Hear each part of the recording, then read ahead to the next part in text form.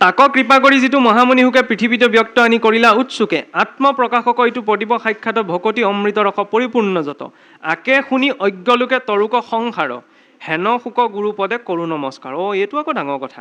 নজনা মানুহৰ কাৰণেহে কৈছে বোলে, জনা মানুহৰ কাৰণে নাই কোৱা। সেইটো ডাঙৰ কথা আকৌ। জনাক বুজাব নোৱাৰি নহয়, নজনাকহে পাৰি। সেইকাৰণে কি ক'লে, আক শুনি অজ্ঞলোকে তৰুক সংসাৰ। যিজনে নাজানে সংসাৰৰ কথা, ঈশ্বৰৰ কথা, তেওঁহে জানিব। কাৰণ যিজনে সংসাৰৰ কথা জানে, ঈশ্বৰৰ কথা জানে, তেওঁ কৰিব ঈশ্বৰ এনেকুৱা হ'ব নোৱাৰে, ঈশ্বৰ এনেকুৱাহে, ঈশ্বৰে মানুহৰ নিচিনা আচৰণ কিয় কৰিব, হয় নে নহয়? নজনাজনৰ কাৰণে ভাৱতেই হৈ যাব। আৰু যিজনে জানে তেওঁ লজিক লগাই থাকোঁতেই যাব। ধৰ্ম অৰ্থ কাম মুখ্য পুৰুষাৰ্থ চাৰি ফুৰে যত লোক আৰু উপায় বিচাৰি কৃষ্ণৰ ভকতি তাৰ পৰম উপায় মহাপুৰুষাৰ্থ আত পৰে আন নাই। এইটো বহুত ডাঙৰ ক্লেইম আকৌ। চাৰিটা পুৰুষাৰ্থ আছে বুলি কয়, মানে চাৰিটা ৰিকুৱাৰমেণ্ট জীৱনৰ। প্ৰথমটো হৈছে ধৰ্ম, অৰ্থ, কাম, মুখ্য। চাওকচোন ইমান ধুনীয়া। আজিলৈকে পাশ্চাত্যত ইমান কনচেপ্ট নায়েই। জীৱনৰ প্ৰয়োজনীয় চব বস্তুৱে চাৰিটা বস্তুৰ ভিতৰত সোমোৱাই দিলে। প্ৰথমতে বোলে ধৰ্ম লাগে। লাগেতো নকয়, আমি হিন্দু ধৰ্মৰ মানুহ। কোনে ক'লে? হিন্দু ধৰ্মৰ মানুহটোতো সেই চৰকাৰী ফৰ্মখন ফিল আপ কৰোঁতেহে, তাৰ আগত কিহৰ হিন্দু, হয় নহয়? হিন্দু বুলিও ক'ব নোৱাৰি। মই নাম নকওঁ।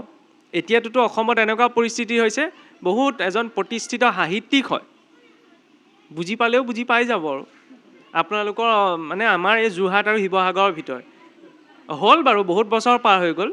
অসম চৰকাৰলৈ এখন পত্ৰ লিখিছিল। পত্ৰখনত তেওঁ উল্লেখ কৰিছে যে আমি সামাজিকভাৱে যিহেতু অসমত আমি নৱবৈষ্ণৱ অনুগামী অনুসাৰে ধৰ্ম মানে বিশ্বাস কৰোঁ, হয়নে? গতিকে আমি হিন্দু বুলি টিকমাৰ্কটো দিবলৈ অকণমান অসুবিধা হয়। গতিকে তাত মানে চৰকাৰী ফৰ্মবিলাকত এক্সট্ৰা অপশ্যন এটা থাকিব লাগে, একশৰণ হৰিনাম ধৰ্ম বুলি। তেতিয়া তাত আমি টিকমাৰ্ক দিম। ইমান বুদ্ধিজীৱীৰ চিন্তা যদি ইমান ল' মাইণ্ডেড হয়, তেতিয়াহ'লে বাকীসকলৰ কথাও ক'বলৈ নালাগে। আমিতো নজনাসকলক দুখ দি থাকোঁ, জনাসকলেও এইটো গতি। মানে এইটো ভাবি ল'লে একশৰণ হৰিনাম ধৰ্ম মানে হিন্দু ধৰ্মৰ পৰা বেলেগ কিবা এটা, হয় নহয়? আৰে গীতা ভাগৱতক যেতিয়া বেদৰ হাৰ বুলি কওঁ, তেতিয়াহ'লে কি মানি আছে? বেদকেইটো মানি আছে। মানে এইটো বুজাবলৈ বিচাৰে বেদ বেলেগ বস্তু এনে বা গীতা ভাগৱত বেলেগ বস্তু নহয় ন, তাৰ সাৰ হয়।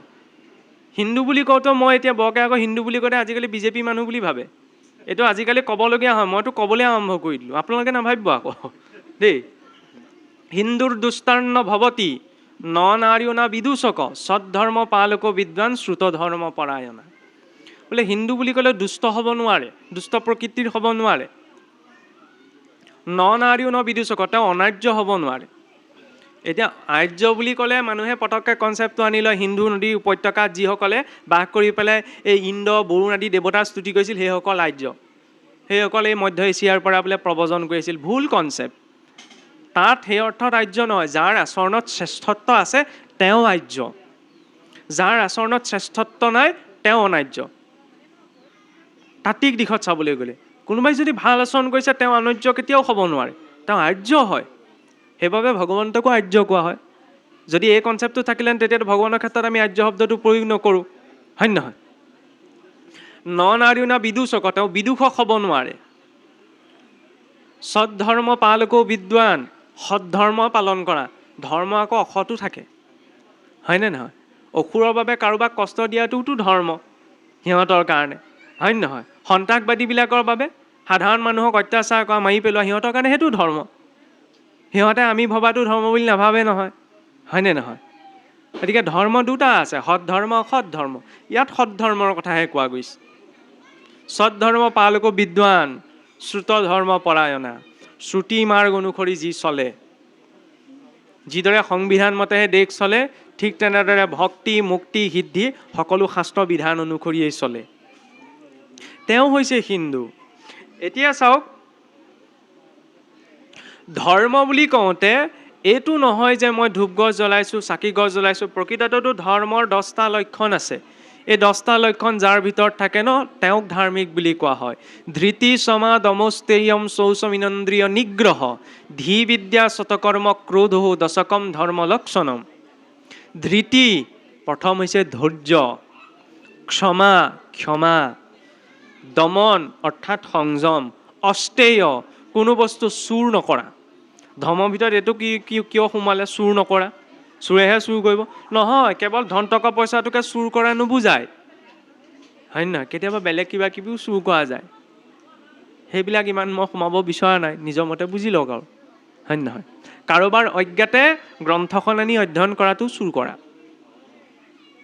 মই যদি আপোনাৰ ওচৰত কিতাপ এখন চাই মই যদি আপুনি নজনাকৈ আনি পঢ়িছোঁ, সেইটোও চুৰ কৰা বুলি ধৰা যায়। নাই, জ্ঞাত বিষয়টো জনাইহে আনিব লাগে। ভগৱন্তৰ সন্মুখৰ পৰা এতিয়া শৰাইভাগ দেউৰীজনে জনাইহে আনে, জনাই পেলাই দিয়ে, জনাই পেলাই বিসৰ্জন কৰে, হয় নহয়? ভগৱানক নজনোৱাকৈ যদি ঘপককৈ উঠাই লৈ আনে তেতিয়া সেইটো চুৰত পৰি যায়। ইমানলৈকে সংস্কাৰ আছে। ধৃ বিদ্যা শতকৰ্ম অক্ৰোধ, ক্ৰোধক বৰ্জন কৰা, ক্ৰোধক সংযম কৰা। ধৃতি সমা দমস্তেয়ম শৌচমিনেন্দ্ৰিয় নিগ্ৰহ।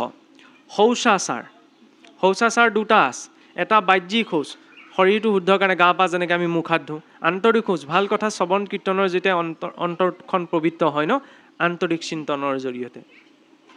শৌচ ইন্দ্ৰিয় নিগ্ৰহ, ইন্দ্ৰিয়বিলাক অকণমান সংযমী কৰি ৰখা। ধৃতি সমা দমস্তেয়ম শৌচমিনেন্দ্ৰিয় নিগ্ৰহ ধী বিদ্যা শতকৰ্ম অক্ৰোধ দশকম ধৰ্ম লক্ষণম। এই ধৈৰ্য, ক্ষমা, সংযম, ইন্দ্ৰিয়ক নিয়ন্ত্ৰণত ৰখা, কোনো চুৰ কৰ্ম নকৰা, নিজকে অকণমান দমন কৰি ৰখা, নহয়নে? সদায় সততাত থকা, নিষ্ঠা সহকাৰে নিজৰ কৰ্ম কৰা, 10টি ধৰ্মৰ লক্ষণ। এই 10টা লক্ষণ যাৰ ভিতৰত থাকে ন তেওঁক ধাৰ্মিক বুলি কোৱা যায়। কিন্তু এই ধৰ্মক চৰিতাৰ্থ কৰিবলৈ কি লাগে? অৰ্থ। টকা পইচালৈ আহিবই লাগিব, বিনা টকা পইচাত একো কাম নহয়। এনেকুৱা মাৰ্গত এইবোৰ কথা শোভা নাপায়, আটাইতকৈ বেছি এইষাৰেই পায়। মই মুখেহে নকওঁ, ফোন কৰি চব কওঁ, বুজি পাইছে নহয়? এইটো এটা ধুনীয়া প্ৰফেশ্যনৰ নিচিনা হৈ পৰিছে। লোকক আমি কৈ দিওঁ মোহ মায়া চব ত্যাগ কৰক, এইবিলাক ধন টকা পইচাই মানুহে নতৰাইগৈ, কিন্তু মোক আকৌ আপোনালোকৰ ইয়ালৈ আহিবলৈ ধনেই তৰাই নিব। ফোন কৰি কৈ দিওঁ নহয়, হয় নহয়? তাতো এটা কথা থাকে, বোলে নহয় দূৰৰ পৰা মাতিলে কৰিলে, বোলে খৰচ পাতি কথা এটা আছে ন, সঁচাকৈ খৰচ পাতি কথা এটা থাকে। তাত এটা মূৰেহে ক'ব, ইয়াত 3-4টা মূৰৰ পৰা ক'ব, ৱেটটো কাৰ বেছি হ'ব লাগে? মই ক'লেতো মই এটা মূৰৰ পৰাহে ক'ম, মোক ইমানটো দিলেহে সুবিধা হ'ব বুলি। মোৰ ফোনৰ ইপাৰে যিজন থাকিব এটা মগজে নকৰে, 3-4জনে ক'ব ন, আৰু তেওঁলোকৰ নিজৰ সামৰ্থ্য অনুসাৰেই দিব। এই বোলে নহয় আজিকালি মানুহক বিশ্বাস কৰিব নোৱাৰি। যদি সেইটোৱে কণ্ডিশ্যন তেতিয়াহ'লে কিহৰ ভক্তি? মোৰ কনফিডেঞ্চ আছে, প্ৰভু মই যাম, চব যোগাৰ কৰি দিবা, হয় নহয়? সেইকণটোতো কনফিডেঞ্চ অকণ ভিতৰত লাগে, ভক্তি কৰিছে যেতিয়া, হয় নহয়? সেইটোও যদি নাই তেতিয়াহ'লে মই কিহৰ ভক্তি? আৰু দ্বিতীয়তে আৰু এটা কথা আহি পৰিব পাৰে, নহয় আজিকালি ক'ব লাগিব, চব কথা এনেই ক'লেই নহয়, খৰচ পাতিৰ কথা আছে। আগতে যেতিয়া সকাম এটা পাতে, এতিয়া আগৰ দিন নাই, সমস্যাটো সেইটোৱে ন। আৰু চাবলৈ গ'লে আটাইতকৈ ডাঙৰ ত্যাগটো সেইসকলে কৰে। 11 টকা 21 টকাত যেতিয়া গোটেই দিনটো কাৰোবাৰ ঘৰত বহি থাকে, বহুত ডাঙৰ কথা।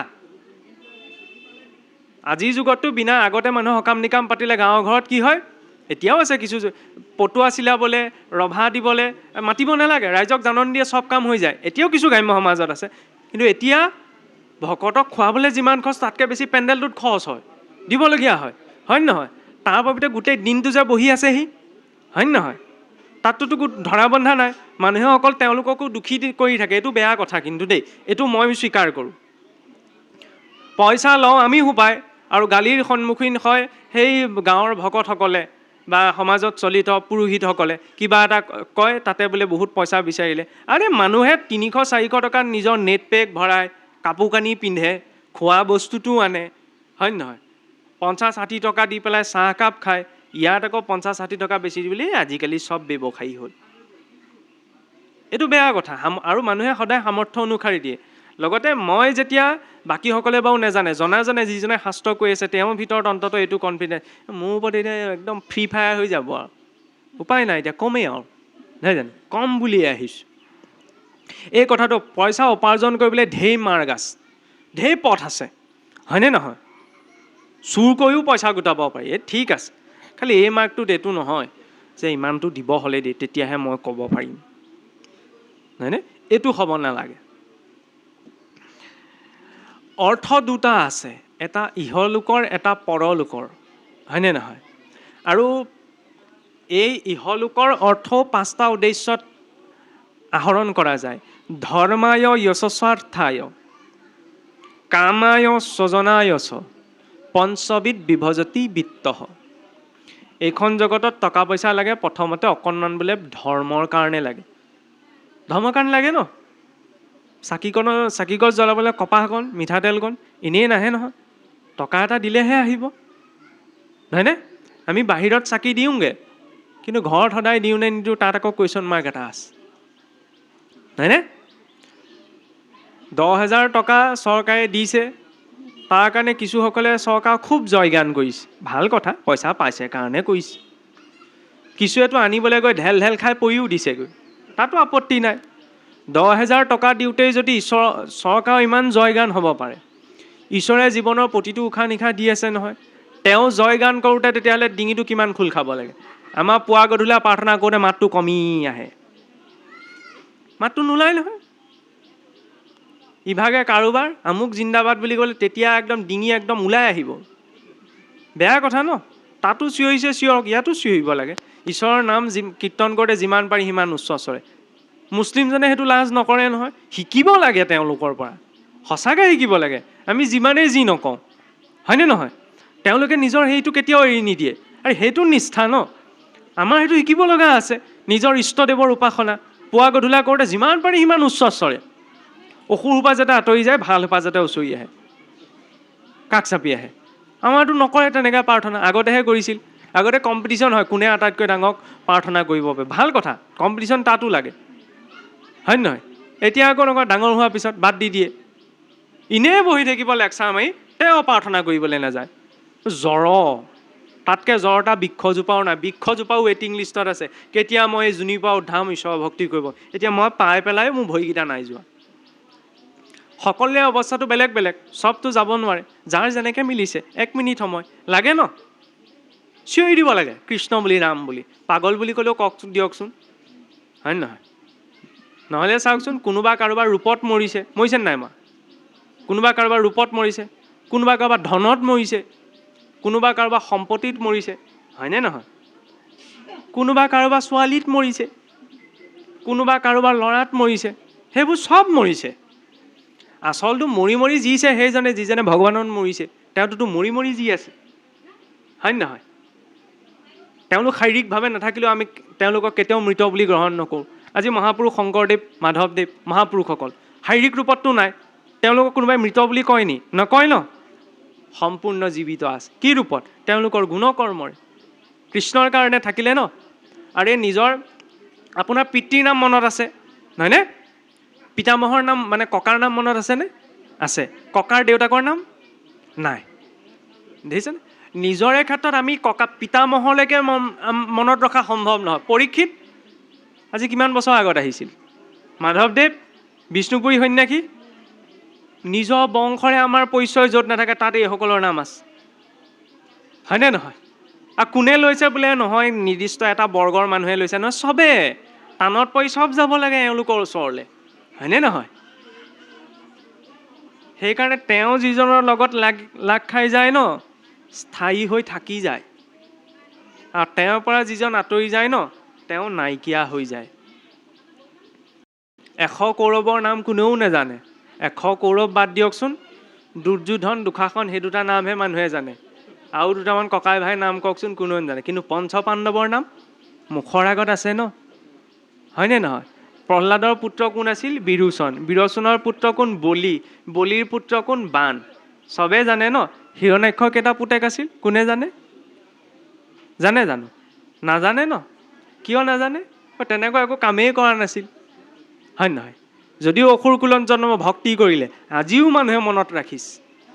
ব্যক্তি মৰি যায়, ব্যক্তিত্ব হৈ জীয়াই থাকিব লাগে। বাৰু যাই হওক, ইয়াত মহাপুৰুষে কিদৰে এই ভক্তি ৰত্নাৱলী তেওঁ প্ৰাপ্ত হ'ল সেই বিষয়ে পুনশ্চ উল্লেখ কৰি কৈছে যে ভাগৱত নামে এক অমৃত সাগৰ আছে হেনো কথা শুনো মুখত লোকৰ গুৰুমুখে শাস্ত্ৰ পাছে আপুনি পঢ়িলোঁ ভাগৱত অমৃত সাগৰৰ বুৰত দিলোঁ। এইটো বহুত ডাঙৰ কথা। আমি চিধাই ভাগৱত পঢ়িবলৈ যাওঁ, চিধাই ভাগৱত নহয়, শ্ৰৱণমটো গুৰু পূৰ্বম। প্ৰথমতে গুৰুমুখে শুনিব লাগে, মননম তদনন্তৰম, তাৰপিছতহে মনন কৰা। নিজে পঢ়িবলৈ গ'লে নিজা বুদ্ধিটো গুচি আহে। ভাগৱত কথাৰ ক্ষেত্ৰতো এইটো প্ৰথম গুৰুমুখে শুনিব লাগিব, তাৰপিছত গুৰু শুনাব লাগিব, তাৰপিছত তেওঁ অনুমতি পায় ভাগৱত ক'বলৈ। এতিয়াতো আমি আৰু নিজৰ নিজৰ জেগাত নিজেই কৰি লওঁ, তেনেকৈ নহয়। প্ৰথম গুৰু ছেটিছফাই হ'ব লাগিব, তাৰপাছতহে তেওঁ 10জনক ক'ব পাৰিব, এইটো নিয়ম। এতিয়া এই যে অৰ্থৰ কথা কৈ থকা গৈছিল, ইয়াত অৰ্থ কেনেকৈ এই প্ৰসংগত কেনেকৈ প্ৰয়োগ হয় চাব। ধৰ্ম গ'ল, অৰ্থ গ'ল, অকণমান ধৰ্মৰ কাৰণে, ধৰ্মায় যশস্বাৰ্থায়, অকণমান যশৰ কাৰণেও লাগে। যশ মানে এইটো নহয় আগতে, আজিকালি আকৌ ধৰি লওক সন্মান কিনিও ল'ব পাৰি নহয়। যশ মানে এইটোহে যিটো অনুপস্থিতিত প্ৰকাশ কৰা যায়। উপস্থিতিতটো অসুৰকো প্ৰশংসা কৰে, কয় নকৰে? আজি যদি মোৰ সন্মুখত যদি ৰাৱণ উপস্থিত হ'লহেঁতেন, মই ক'লোহেঁতেন নে তোমাৰ নিচিনা বিশ্বদ্ৰোহী কোনো নাই, তুমি ভগৱানক নামানা? মই ক'লোহেঁতেন নে? কি ক'লোহেঁতেন? ৰাৱণ যদি সন্মুখত প্ৰভু আৰু আহিলে আৰু, হয় নহয়? কক্ষীপু যদি ওলালেহিহেঁতেন মোৰ মুখৰ আগত, তেতিয়া ভক্তি কিমান সহজ ওলাই পৰিলেহেঁতেন। মানে প্ৰশংসা সন্মান উপস্থিতিত ৰাক্ষসকো কৰা যায়। বেয়া পোৱা মানুহজনৰ যদি পজিশ্যনটো ভাল হয় ন, তেতিয়া সন্মুখত আৰু হয় আৰু একদম কিহে পায় আৰু, কৃষ্ণৰ মুখতো ইমান মিঠা হাঁহি নোলায়। আচল যশ কি? অনুপস্থিতিত যি কৰা যায়। অনুপস্থিতিত আমি সাধাৰণতে ধৰি লওক বদনামটো কওঁ, কিন্তু সেই অনুপস্থিতিত যদি কেনেবাকৈ ভালটো ওলাইছে, সেইটোহে আচল যশ। সেইকাৰণে কিছুমান কৰ্ম তেনেকুৱাকৈ কৰিব লাগে। প্ৰশংসা সন্মুখত কৰাটো নহয়, প্ৰশংসা অনুপস্থিত কৰাটোহে। ধৰ্মায় যশস্বাৰ্থায়, স্বাৰ্থৰ বাবেও। স্বাৰ্থপৰ হ'ব লাগে মানুহ। মানুহে স্বাৰ্থপৰ যে নহয় সেইটো বেয়া কথা। শুনি পেলাই বেয়া লাগিছে নহয়, এইটোৱে বুলিব কি গাইছে আজি ঠিক নাই। আমি চব বস্তু নিগেটিভ চেন্সত ইউজ কৰোঁ। স্বাৰ্থ, আধ্যাত্মিকতাত স্বাৰ্থটো বেয়া শব্দ নহয়, স্বৰ অৰ্থে। স্ব মানে কি? আত্মা, নিজৰ অৰ্থে। চবটোতো নিজৰ কাৰণে কৰিছোঁ, আনকি ইয়াতো আমি নিজৰ কাৰণে কৰিছোঁ। আমি যে চাকি জ্বলাইছোঁ, শৰাই ভাগ দিছোঁ, ধূপ জ্বলাইছোঁ, ইয়াত ভাবিছোঁ নি ভগৱানৰ কাৰণে কৰিছোঁ বুলি? ভগৱানৰ কাৰণে ইয়াত একো কৰা হোৱা নাই, চব আমি নিজৰ কাৰণে কৰিছোঁ। তাত অহংকাৰটো যুক্ত হ'ব নহয়। খালি কিয় কৈছোঁ? কাৰণ ইয়াত যে আমি গোসাঁই ঘৰ ভাগ স্থাপন কৰিছোঁ, আসন ভাগ পাতিছোঁ, এনেদৰে 4-7 স্থাপন কৰিছে, কিয়? এটা সাত্বিক পৰিৱেশ সৃষ্টি কৰা হৈছে, হয়নে নহয়? এই সাত্বিক পৰিৱেশটো কিয় সৃষ্টি কৰা হৈছে?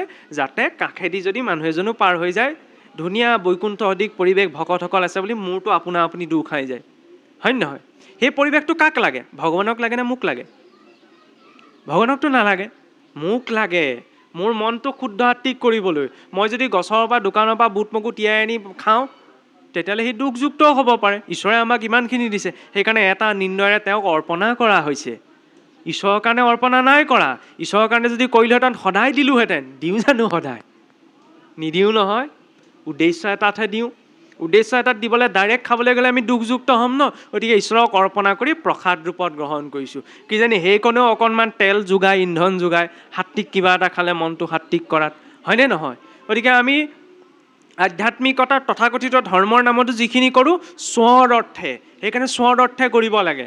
খালি এইটো নহয় যে মানুহে স্বাৰ্থ বুলি ক'লে পটককৈ এইটো বুজায়, কোনোবাই কাৰোবাক উপকাৰ এটা কৰিলে উপকাৰটো মূল্য বুজা নাই, ইমান স্বাৰ্থপৰ হ'ব নাপায়। সেইটো নহয়, সেইটো স্বাৰ্থপৰ নহয়, সেইটো অসুৰ। অসুৰেও দিয়াৰ মূল্যটো বুজি পায়। কাৰণ আটাইতকৈ ডাঙৰ কথা চাওক, মই মাজতে প্ৰসংগটো আনিছোঁ দেই, এই বলি চলনৰ কাহিনীটো আপোনালোকে জানে ন?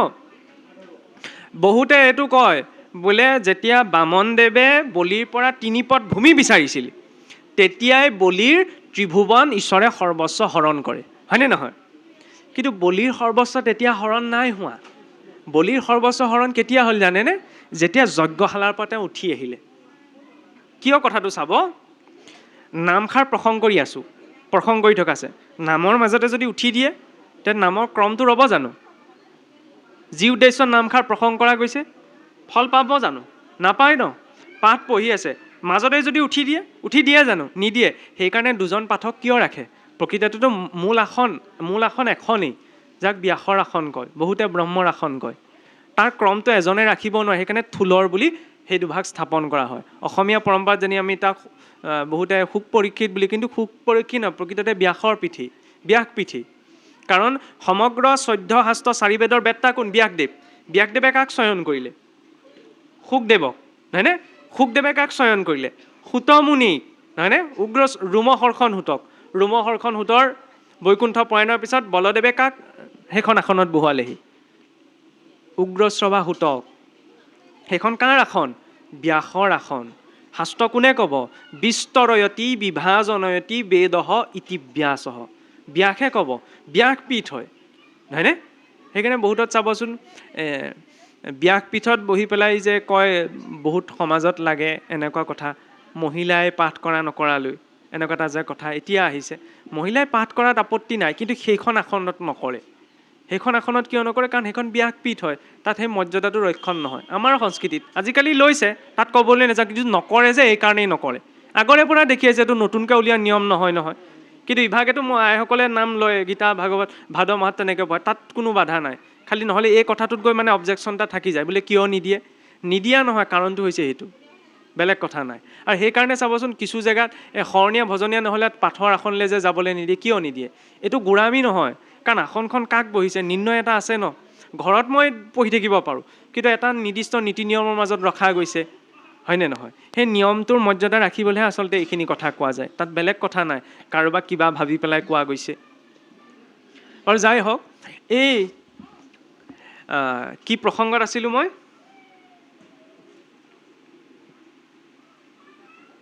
কাৰ কথা কৈ আছিলোঁ বাৰু?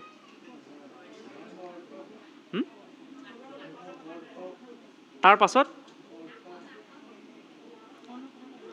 আসনৰ কথা। নাই, এতিয়া আগমুহূৰ্তত কি কৈ আছিলোঁ বাৰু?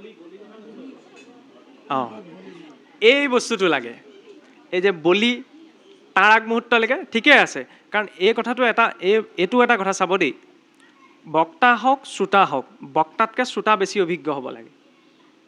কাৰণ এই মাৰ্গৰ সেইটো প্ৰথম মানে ৰিকুৱাৰমেণ্ট। বক্তাই ধেৰ কথা ক'ব পাৰে, শ্ৰোতাই ক্ৰমটো ৰাখিব পাৰিছে নাই পৰা, সেইটো লাগে। ইয়াত এইটো মই মাত্ৰ আপোনাৰ সৈতে লগ পাওঁতে লগ পালোঁ আৰু কাইলৈ একে জেগালৈকে যাব, ব'লক একেলগে যাওঁ, সেইটো ক'বলৈহে, তাৰ বাহিৰে একো নাই। এতিয়া বলিয়ে যেতিয়া যজ্ঞ আচৰণ কৰিছিল, যজ্ঞ কাৰ উদ্দেশ্যে? ত্ৰিভুৱন বিজয়ৰ অৰ্থে। সেই যজ্ঞ ভংগ কৰিবলৈকেতো বামনদেৱ আহিছিল, হয়নে নহয়? যে যজ্ঞ সম্পন্ন হোৱাৰ আগতে মই বলিৰ পৰা 3 পদ ভূমি বিচাৰি লওঁ, তাৰ পৰা বলিৰ সৰ্বস্ব যেতিয়া মোক অৰ্পণ হৈ যাব, তেতিয়া বলি আৰু স্বৰ্গজয়ৰ যাত্ৰা নকৰে, হয় নহয়? যজ্ঞ কাৰ বাবে কৰিছিল? ত্ৰিভুৱন বিজয়ৰ বাবে। যজ্ঞৰ শেষ চামুচ ঘিউ, যাক পূৰ্ণাহুতি বুলি কোৱা যায়, পূৰ্ণাহুতি দিবলৈ বাকী আছে আৰু তেনেকুৱাতে গৈ বামনদেৱ উপস্থিত। তাৰ জেগাত মই নিজকে মানে ইমাজিন কৰি চাওঁ, মই ত্ৰিভুৱন জয়ৰ কাৰণে ইমান কষ্ট কৰি পেলাই যজ্ঞ কৰিলোঁ, মোৰ শেষ চামুচ পূৰ্ণাহুতি দিওঁ আৰু তেনেকুৱাতে অতিথি এজন ওলালেগৈ, মই কি কৰিলোঁহেঁতেন? ৰ'ব, ইমান ভাল কাম এটাত বিঘ্ন দিবলৈ নাহিব, আপুনি বহক, মই কৰি লওঁ, হয় নহয়? কৰিলোঁহেঁতেন নে নাই? মহাৰাজ বলিয়ে কি কৰিলে? শ্ৰুৱ তাতেই থলে, উঠি আহিলে অতিথি এজন। অতিথি শুশ্ৰূষাটো ইমান লেভেললৈকে আছে এইটো সংস্কৃতিত। বলিৰ উদ্দেশ্য ভংগটো তেতিয়াই হৈ গৈছিল যেতিয়া যজ্ঞৰ আসনৰ পৰা উঠি দিলে। কাৰণ যিটো সংকল্পলৈ বহিছিল, সংকল্প সিদ্ধি নোহোৱাৰ আগতে উঠি দিলে ন, হয়নে নহয়? মানুহে যে এইটো ক্লেইম কৰে বোলে ভগৱানে হৰণ কৰিলে, আৰে সেইটোতো মাধ্যম আছিল 3 পদ ভূমি বিচৰা, বলিক প্ৰতিষ্ঠা কৰিবলৈ ভক্তৰ ওপৰত। তাৰ আগলৈকে চবে অসুৰ বুলিহে ভাবে, কিন্তু ভগৱন্তই জানে যে তেওঁৰ মনত কি ভাৱ আছে। 3 পদ ভূমি বিচৰাটো সেইটো বলিৰ ভক্তিৰ পৰাকাষ্ঠা দেখুৱাবলৈ এটা মাধ্যম। আচলতেতো বলি তেতিয়াই ব্যৰ্থ হৈ পৰিল যেতিয়া যজ্ঞৰ আসনৰ পৰা উঠি দিলে। অতিথি শুশ্ৰূষাটো কিমানলৈকে আছে? সমৰ্পণটো। আমাৰ আকৌ কি হয়, আহিছে ৰ'ব মই যাম, হয় নহয়? কেতিয়া কোন ৰূপত আহিব নাজানো নহয়। সেইকাৰণে এইটো সংস্কৃতিত নিৰ্যজ্ঞ অতিথি পূজনম বুলি কোৱা হৈছে। গুৰুৱে শৰণ দিওঁতেও কয় ন, অতিথিক বিমুখে নপঠোৱাৰ কথা। সেইটো এটা বহুত উত্তম পৰ্যায়ৰ সেৱা, অৰ্থ সেইকাৰণেও অৰ্জন কৰা যায় অতিথি শুশ্ৰূষাৰ বাবে, হয়নে? আমাৰ কওঁ নহয়, বোলে একদম মৰমৰ হাঁহজনীও যদি জোঁৱাই আহিবলৈ হয়, উপায় নাই আৰু এজনীহে আছিলে সেইজনীকে ধৰিলোগৈ আৰু, সেই অতিথি শুশ্ৰূষা। সেয়া অতিথি শুশ্ৰূষা নে অসুৰৰ শুশ্ৰূষা? মোৰ ডিঙিটোত ধৰিব কাহানিবা, প্ৰতিটো ক্ৰিয়াৰে সমান আৰু বিপৰীতমুখী প্ৰতিক্ৰিয়া থাকে ন। শুনিবলৈ বেয়া, আজিৰ জগতত এইবিলাক ইলজিকেল লাগে, এইটো যুগত আৰু এইবিলাক ক'ৰ পৰা আহিলে। নহয়, ঈশ্বৰো টেঙৰ, সেইকাৰণে প্ৰতিটো ইন্দ্ৰিয়ত সাক্ষী বহাই ৰাখিছে। 14জন সাক্ষী আছে নহয়। বাঘ সিংহ ক'ৰবাত সাক্ষী দেখিছে, সেইবিলাকতহে ৰাখিব লাগিছিল। একো ভৰসা কৰিব নোৱাৰি, আৰু মৰম কৰিলে বোলে সাপক গাখীৰ খুৱাই লাভ নাই, ই খুটিবই। সাক্ষী এটা তাৰ ভিতৰতো ৰাখিব লাগিছিল, নাই ৰখা। জানে সেইটো বিষ উকলে যদিও সেই জেগাতহে উকলিব। আমি য'তে ত'তে উকলি দিওঁ, এতিয়া উকলি আছোঁ নহয়, বুজি পাইছেই নহয়। লৈছে নাই লোৱা নিজৰ কথা। গতিকে ঈশ্বৰে সেইকাৰণে প্ৰতিটো ইন্দ্ৰিয়ত সাক্ষী ৰাখিছে। কাৰণ আমি চবেই মিছা কথা কওঁ, চকুৰেও মিছা কথা কওঁ, হয় নে নহয়? মুখেৰে ক'বই নালাগে, ছিগনেলটো দিলে বুজি পাই যায়। ভৰি দুটাও মিছা কথা কয়, ক'বলৈ নাযাবলগীয়া জেগালৈ গ'লোঁ নহয়, মই ইয়াত শপত খাই দিম, নাই যোৱা। মই তেনেকুৱা কাম নকৰোঁ, সেইটোহে জানে আকৌ। ভাদ মাহত আৰু ভাগৱত পঢ়ি থাকক, তালৈ যাবলৈ সময় নোলায়। তিনিআলি মূৰত হুলস্থুল এটা হওকচোন, খোৱা হাতখন লৈ তাৰ পাবগৈ, কি হ'ল নো? যিটো উৎসুকতাত আহিছে, আই ঐ দেহি ঐ, কওঁ নহ'লে হাৰ্ট এটেক আহি মৰি থাকিব। সেই উৎসুকতাটো ঈশ্বৰৰ মাৰ্গত লাগে, ঈশ্বৰৰ ক্ষেত্ৰত লাগে, হয় নে নহয়? সেই জিজ্ঞাসাটো যেতিয়া, এই ডিৰেকশ্যনটো একো কৰিব নালাগে। এতিয়া চাওকচোন, চব বস্তু নিজৰ ভিতৰতে আছে, একো ত্যাগো কৰিব নালাগে, একো গ্ৰহণো কৰিব নালাগে। যিটো স্থিতিত আছে সেই স্থিতিটোতে ঈশ্বৰমুখী হৈ যাওঁ, সিমানখিনি কৰিব লাগে। যশ স্বাർത്থায় ধৰ্মায় যশস্বাৰ্থায় কামায় স্বজনায় যশ। কামৰ অৰ্থেও লাগে। কাম মানে আকৌ মানুহে চিধা কাম ভাৱটোলৈ গুচি যায়গৈ, হয় নে নহয়? কাম ভাৱটোৱে কাম নহয়। কাম ভাৱটোতো ঈশ্বৰ প্ৰাপ্তিৰ ক্ষেত্ৰত এটা উত্তম মাধ্যম হ'ব পাৰে, যদি সি কৃষ্ণকেন্দ্ৰিক। কাৰণ কৰ্মেন্দ্ৰিয় প্ৰীতি ইচ্ছা তাকে বোলে কাম, কৃষ্ণেন্দ্ৰিয় প্ৰীতি ইচ্ছা ধৰে প্ৰেম নাম। কাম শক্তিটো সংসাৰ আটাইতকৈ প্ৰবল শক্তি। সেই শক্তিটোক ডিৰেকশ্যন দিব লাগে, হয়নে নহয়? ইন্ধনটোত বহুত শক্তি আছে, কিন্তু সেই ইন্ধনটো আমি ক'ত লগাওঁ সেইটো আমাৰ ওপৰত নিৰ্ভৰ কৰে।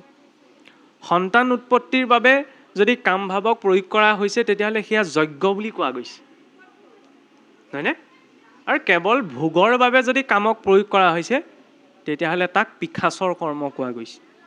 মানে ক'ত কেনেকৈ প্ৰয়োগ কৰোঁ সেইটোৰ পৰাই নিৰ্ভৰশীল হয়, হয়নে নহয়? ক'ত প্ৰয়োগ কৰিছে সেইটো বেয়া কথা নহয়। আৰে সেইটোতো সৃষ্টি প্ৰক্ৰিয়া। কামৰ জৰিয়তে সৃষ্টিখন আৰম্ভ হৈছে, আমাৰ জন্ম হৈছে।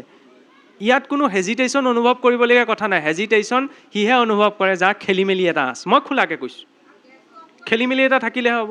তাত কি ক'বলৈ, মৰ্যাদাপূৰ্ণভাৱে তাক বৰ্ণনা কৰিলে, তাৰ বিষয়ে জানিলেতো মানুহৰ মনত ইমান ইতস্তত ভাৱ এটা নাহে, হয়নে নহয়? পবিত্ৰ এটা ক্ৰিয়া হয় যাৰ জৰিয়তে সৃষ্টিখন হৈছে, হয়নে নহয়?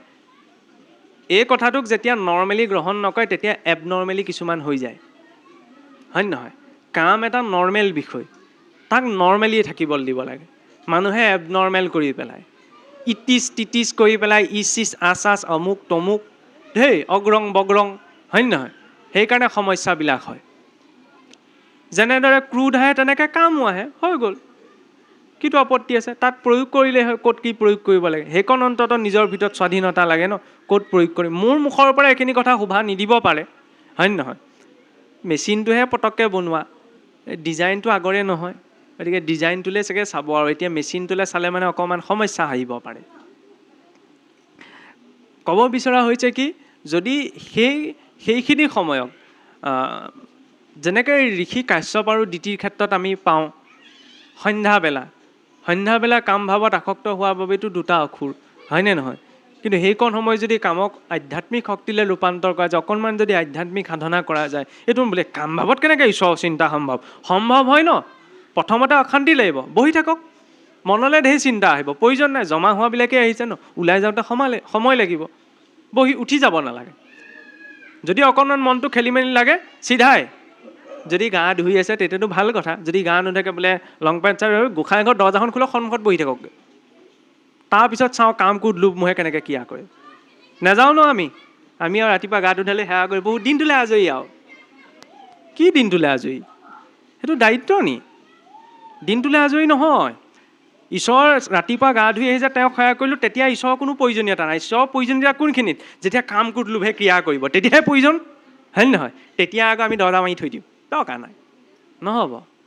তেতিয়া ঈশ্বৰৰ চিন্তন, এইটোতো এটা মানে পদ্ধতি, পুৱা গধূলি আমি তেওঁক স্মৰণ কৰাটো, হয় নে নহয়? সেইটো এটা অভ্যাস, অভ্যাস হ'লে পৰিৱৰ্তন হ'বলৈ সেই ক্ৰিয়া কৰে। কিন্তু আচল সমস্যাত পৰিলেহে সমাধানৰ মূল্য, হয়নে? স্বজনায়চ, শেষত বোলে অকণমান স্বজনৰ অৰ্থে, স্বজনৰ অৰ্থ প্ৰয়োগ কৰিব লাগে ন, হয়নে? নিজৰ কাৰণে এইটো নহয়। এইটো ইহলোকৰ। পৰলোকৰ বৃত্তটো কি? সংসাৰত এটা বস্তুৱে আছে যিটো পৰলোকলৈ লগত যায়, আনকি মৃতকৰ লগত থকা পিন্ধি থকা বস্ত্ৰখিনিও সেই শয্যাত লগত নাযায়। কিন্তু পৰলোকৰ বৃত্ত বুলি বস্তু কাৰণ বুলি যে কয়, মালা বস্তু, কোনোবাই যদি মালা জপ কৰিছে মালা বস্তু লগত যায়। সেই মালাত কাক জপিলে? ঈশ্বৰৰ নামক ন। জপ কৰিছে নকৰিছে সেইটো বেলেগ কথা, হয়নে নহয়? সেইটো এটা বেলেগ এটা পৰ্যায়ৰ কথা। কিন্তু ঈশ্বৰৰ নাম সেয়াও ধন, হয় নহয়? সেই ধনে তেতিয়া কামত দিয়ে। কিমান জমা হ'ল, হয়নে? চব নামতকৈ বোলে ৰাম নাম সবাতো অধিক বুলি কোৱা গৈছে, হয়নে? সহস্ৰ নাম যদি 3 বাৰ আবৃত্তি কৰে, এক ৰাম নামতে সেই শক্তি আছে বোলে জীৱত তৰি যাব পাৰে। তাৰ এটা ডাঙৰ কথা আছে চাবচোন। সনাতন হিন্দু মাৰ্গত মূলতঃ 2টা পৰম্পৰাহে আটাইতকৈ বেছি প্ৰাচীন বুলি কোৱা যায় ইতিহাসৰ ফালৰ পৰা। এটা হৈছে বৈষ্ণৱ মাৰ্গ, এটা হৈছে শৈৱ মাৰ্গ। সেই আহিছে লাইনলৈ, কেনেকৈ আহিছোঁ চাব। বৈষ্ণৱ মাৰ্গৰ মূল, প্ৰত্যেকটো মাৰ্গৰ এটা মূল মন্ত্ৰ থাকে। বৈষ্ণৱ মাৰ্গত ভগৱান বিষ্ণুৰ মূল মন্ত্ৰ হৈছে নাৰায়ণৰ অষ্টাক্ষৰ মন্ত্ৰ। 8টা বৰ্ণ আছে। নমো নাৰায়ণায় কওঁ যে, নমো নাৰায়ণায়, প্ৰণৱ সংযুক্ত হ'লে মূল। শৈৱ মাৰ্গত হৈছে শিৱ পঞ্চাক্ষৰ মন্ত্ৰ। এনেকুৱা এটা কোনো বৰ্ণ নাই যিটো বৰ্ণ মন্ত্ৰ নহয়, প্ৰতিটো বৰ্ণ মন্ত্ৰ। এতিয়া চাওক, পঞ্চাক্ষৰত 5টা বৰ্ণ আছে। শিৱ বিষ্ণু যে অভেদ বুলি যে কয়, কিয় কয়? এইটো এটা কাৰণ, এইটো আচল কাৰণ, যিটো কাৰণ আমাৰ পটককৈ ফকাচলৈ নাহে। প্ৰতিটো মন্ত্ৰৰে এটা বৰ্ণ থাকে যাক জীৱ অক্ষৰ কোৱা যায়। যিদৰে শৰীৰটো যেতিয়ালৈকে চৈতন্য, যেতিয়ালৈকে জীৱ আছে, জীৱটো যদি আঁতৰাই দিয়ে এইটো কাম নাই। গতিকে মন্ত্ৰও তেতিয়ালৈকেহে মূল্য আছে যেতিয়ালৈকে তাত জীৱ অক্ষৰ আছে। অষ্টাক্ষৰ মন্ত্ৰৰ জীৱ অক্ষৰ হৈছে ৰা বৰ্ণ। নমো নাৰায়ণা, নটো আঁতৰাই দিয়কচোন, মো নাৰায়ণাই উচ্চাৰণ হ'ব, ভুল নহয়, নাৰায়ণ হৈছে ন। ৰা বৰ্ণটো যদি আঁতৰাই দিয়ে তেতিয়া নমো অয়নায় হৈ যাব, নৰাস্যা অয়নম ইতি নাৰায়ণমহে। আৰু শিৱ পঞ্চাক্ষৰৰ জীৱ অক্ষৰ হৈছে ম বৰ্ণ, ন শিৱায় হৈ যাব। অষ্টাক্ষৰৰ ৰা, পঞ্চাক্ষৰৰ ম। সেইবাবে ৰামৰ ক্ষেত্ৰত শিৱ বিষ্ণু অভেদ। বোলে শিৱ বাকচাল পিন্ধা, ভগৱান বিষ্ণুৱে চুইয়া পিন্ধি, সেইবোলে চাবলৈ গ'লে ঢেৰ খেলি মেলি আহিব মূল তত্ত্বৰ ওপৰত। ৰাম নাম সবাতো অধিক বুলি যে কৈছে এই কাৰণেই। ৰ হৈছে অগ্নিৰ বীজ, ৰাম তাপিনী উপনিষদত উল্লেখিত। সেইটো মেনশ্যন কৰিবলৈ নহ'লে আকৌ কৈ দিব নি এইটো আকৌ মন্ত্ৰলৈ কেলি গৈছেগৈ। ৰাম নামটো আটাইতকৈ ডাঙৰ মন্ত্ৰ, তাৰক ব্ৰহ্ম। অ হৈছে সূৰ্যৰ বীজ, অগ্নি সোমাত্মকম জগত, অগ্নিতে সূৰ্যৰ বীজ লয় প্ৰাপ্ত হৈ ম চন্দ্ৰৰ বীজ, ৰাযোগ ম ৰাম হৈছে। সেইবাবে ৰামে 3টা ধৰাতলত কাম কৰিব পাৰে, আধি ভৌতিক, আধি দৈৱিক, আধ্যাত্মিক।